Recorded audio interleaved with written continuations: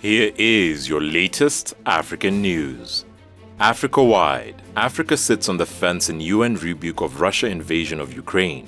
17 African countries sat on the fence as the United Nations General Assembly overwhelmingly voted to condemn Russia's invasion of Ukraine, with 141 countries condemning the action, 5 being against the 35 being absent completely, signaling further international presence on Moscow. The UN General Assembly, in a rare emergency session prompted by a serious threat to international security, voted to condemn what a motion called aggression against Ukraine, following Russia's February 24th invasion of its neighbors and former Soviet republic. The vote, which was mostly symbolic and lacks legal strength, means the UN has declared Moscow's decision a violation of the UN Charter, especially on issues of territorial integrity. South Africa. Pan-African broadcaster pulls Russia Today TV channel. South Africa's satellite broadcast MultiChoice has announced it will stop broadcasting state-owned Russia TV news channel on its DSTV platform until further notice. In a statement, MultiChoice cited sanctions imposed by the European Union on Russia, which led to the global distributor of the channel ceasing to provide the broadcast feed to all suppliers, including MultiChoice. MultiChoice's decision has been condemned by South Africa's Economic Freedom Fighters (EFF) party, who said it undermined press freedom and the rights of consumers. Russia Today describes itself as an autonomous operation financed by the Russian Federation. Nigeria. Protesters demand gender equality in Nigeria.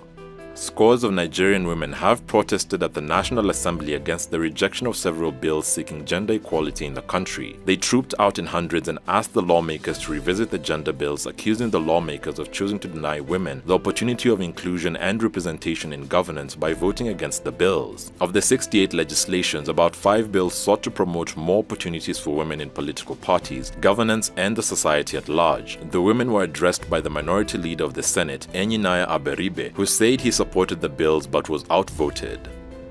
Burkina Faso. Demonstrators in Burkina Faso demand that the French firm Bolloré leave the country.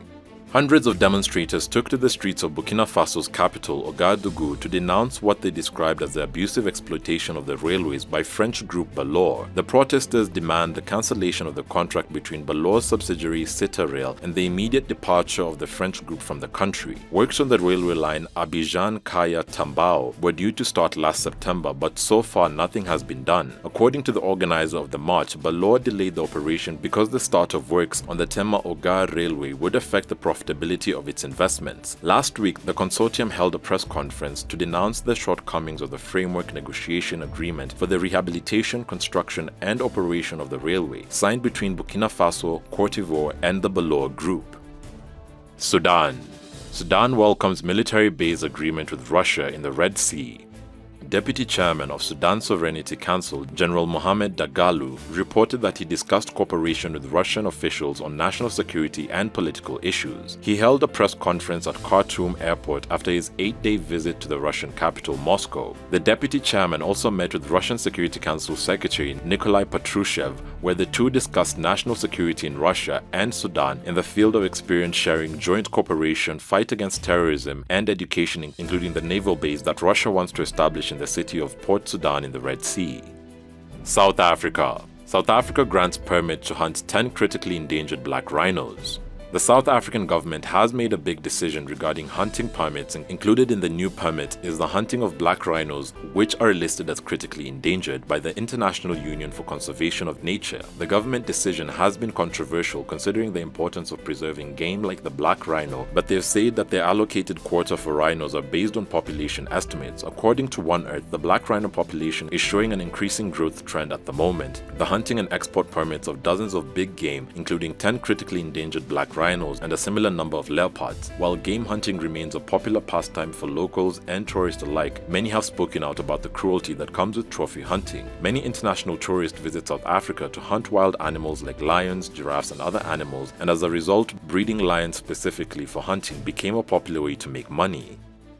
Thanks for watching. Please subscribe, follow, share, and like our video. It's the best way of supporting us. Great news, you can now pre-order our children's book, Maua in the Gardens of Plenty, a book that teaches children the power of great ideas. This book is the best way to start exposing your children to African stories told by Africans. Find the purchase link in the description below. You can directly support this new series by becoming our YouTube member, Patreon, or donor. And remember, Africa is watching.